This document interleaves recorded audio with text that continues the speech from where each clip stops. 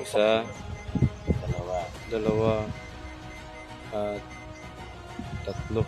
Steady lang ganyan. Steady mo ganyan. Steady ganyan.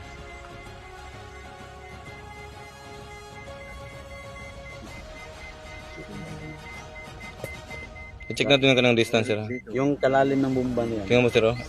Pundo mo ganyan. Ano lang kaya? Isa, dalawa, tatlo yung box na magkatabi. Yung singaw ng aura, pag magagamit ka ng locator, dito siya umiikot-ikot sa side na ito. Halimbawa, dun sa unahan na yun, kahit anong gamit mo ba yan, Tesla, Black Hawk, or Golden Vision, pag once na tumama ng ganitong kalakas na aura, ibig sabihin, ano yan siya? Dun siya iikot sa parting side na yan. So, ayan siya. Isa, dalawa, tatlo yung box na nakabaon sa ilalim.